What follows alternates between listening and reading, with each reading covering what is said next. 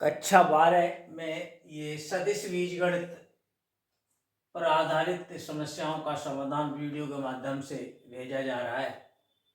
ये एक्सरसाइज है एनसीईआरटी पुस्तक से, एक्सरसाइज है 10.2।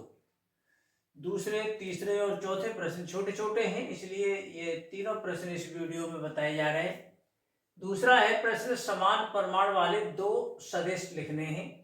दो सदिश लिखने हैं, परिमाण जिनके समान होने चाहिए। प्रश्न 3 में है। चलो पहले बताते चलते हैं। ये समान परिमाण के दो सदिश, यहाँ से इसका हल देखेंगे, सॉल्यूशन। सदिश है तो तीर लगाएंगे, एक ए लिखेंगे और दूसरा बी। परिमाण इनके समान होने चाहिए।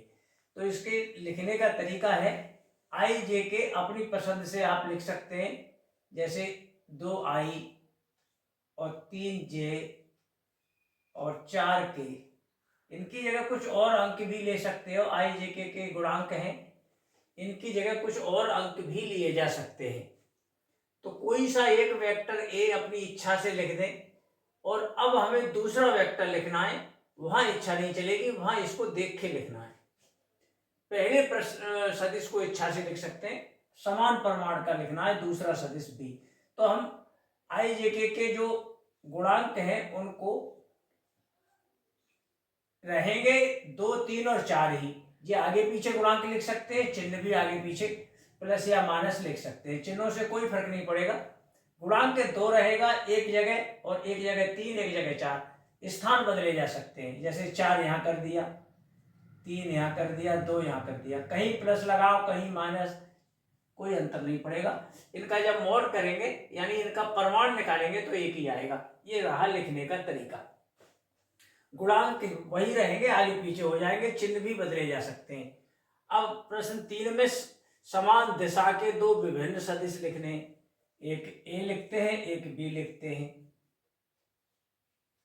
पहला तो समान दिशा के लिखने, पहला कोई भी लिख सकते हैं, i + 2j + 3k।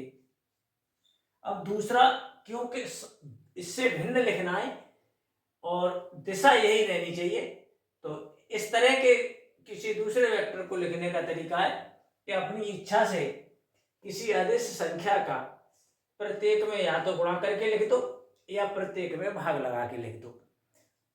यह आसान तरीका है। जैसे मैं यहाँ 3 का गुणा करके लिखे देता हूँ, 3i, 3 दूनी 6j, 3 त्रिका 9k। ये जरूरी नहीं है हम 3 का ही करें, किसी का भी गुणा और संख्या का भी गुणा करके लिखा जा सकता था। माइनस संख्या का भी गुणा कर सकते हैं, और गुणा न करके हम किसी अधिक संख्या का भाग भी देकर इसमें नए वेक्टर को लिख सकते हैं। ये वेक्टर ए और बी हैं तो अलग अलग, लेकिन इनकी दिशा एक ही है।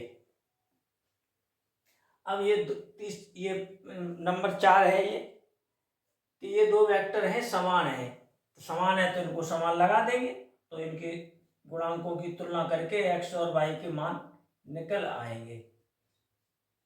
समान है तो समान लगा देंगे। जहां तुलना करेंगे i के गुणांक की i के गुणांक से,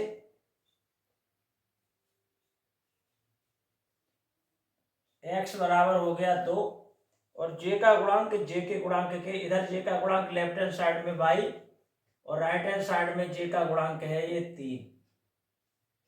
यही x y के मान है। इस तरह से इस वीडियो में ये 3 प्रश्न हल हो चुके। बहुत आसान है, आगे के प्रश्न भी आसान होंगे।